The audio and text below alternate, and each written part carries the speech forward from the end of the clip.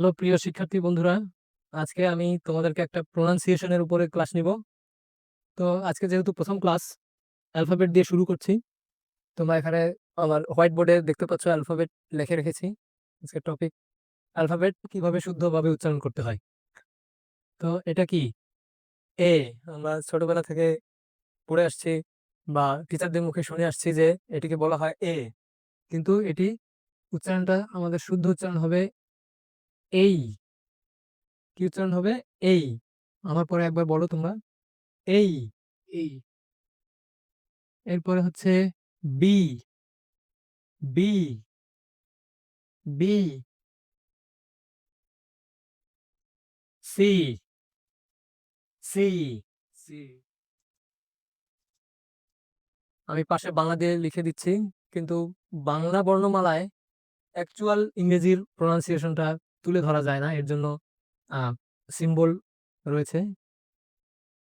এরপরে D. D. তারপরে আসছে ই। ই। এ পর্যন্ত ঠিক আছে। এফ। এফ যখন উচ্চারণ করতে যাই তখন মুখ থেকে দুই ঠোঁটের মাঝখান থেকে বাতাস বের হবে হালকা করে। এফ। এফ। তোমরা আমার ঠোঁটের দিকে খেয়াল করো। এফ যখন বলবো দুই ঠোঁটের মাঝখানে কিছুটা ফাঁকা থাকবে এবং বাতাস বের হবে। এফ। এফ। এরপরে রয়েছে জি। জি। বর্গীয় জয় বয় দীর্ঘ ইকার। জি। জি। এরপরে এইচ। এইচ, অনেকে এটিকে এইচ বলে থাকে। সরি, এইচ দুটি বলা যায়, এইচ অথবা এইচ। এইচ। এইচ। এইচ না, এইচ না, এটি হবে এইচ। এইচ। চ এর একটা শুদ্ধ শুদ্ধ চ এর একটা উচ্চারণ রয়েছে শেষে। এইচ বললেও চ, এইচ বললেও এখানে চ এর একটা উচ্চারণ থেকে যাচ্ছে। এইচ। এইচ দুটি সঠিক।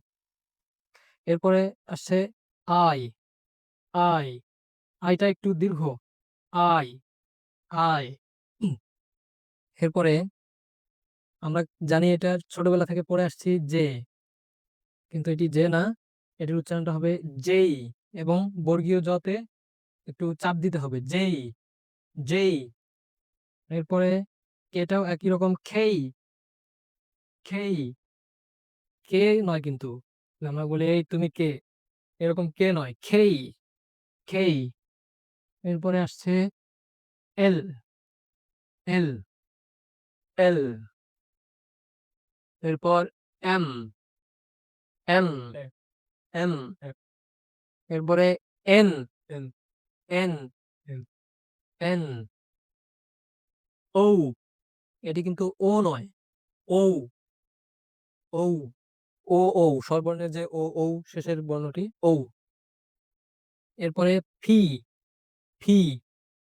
বাংলায় ফয় রস্বইকার দিয়েছি ফি, কিন্তু ঠোঁট দুটো চেপে বলতে হবে ফি। ফি।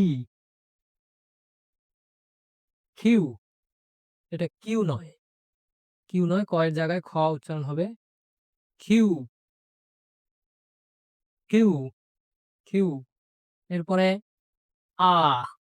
আ অথবা আমেরিকান অ্যাকসেন্টে আর বলে এবং ব্রিটিশ অ্যাকসেন্টে আ বলে। আ একটু দীর্ঘ, শেষে রয় উচ্চারণটা হয় না। আ অথবা আর। আর। এস। এস। এস। এরপর এটি কি? টি। এটি ভুল, এটি হবে টি। টি। ম্যাক্সিমাম তোমরা দেখতে পাচ্ছ যে ইংরেজিতে একটু প্রেসার বেশি দিতে হয়। টি, যেমন এটা কিউ না হয়ে কিউ হয়েছে, ক এর পরিবর্তে খ, এখানে ট এর পরিবর্তে ঠ। ইউ। ইউ। এরপরে ভি। এই উচ্চারণটা একটু, ভি এর উচ্চারণটা একটু ক্রিটিক্যাল। এটা বিও নয় বাংলার, আবার ভিও নয়, ব ভ দুইটার মিশ্রণ। ভি। মুখ দিয়ে একটু বাতাস বের হবে, ভি। এটার উচ্চারণ, অ্যাকচুয়াল উচ্চারণটা বাংলাতে লেখা যায় না, এটা তোমাদেরকে শুনে শুনে শিখতে হবে। তোমরা আমার পরে বলতে পারো ভি। ভি। Double you. এটা আমরা অনেকেই বলি ডব্লিউ বা ডাব্লিউ বলে অনেকে, কিন্তু এটা হচ্ছে দেখো একটা ইউ আর একটা ইউ, এটা ডাবল ইউ, তাহলে ডাবল ইউ। তারপর এক্স, এক্স, এক্স, এরপরে ওয়াই, ওয়াই, এবং সর্বশেষ জেড অথবা জি,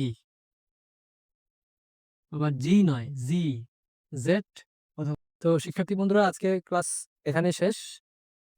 তোমরা ভালো থেকো, সকলের সুস্বাস্থ্য কামনা করে বিদায় নিচ্ছি। নেক্সট ক্লাসে আবার দেখা হবে তোমাদের সাথে। আল্লাহ হাফিজ।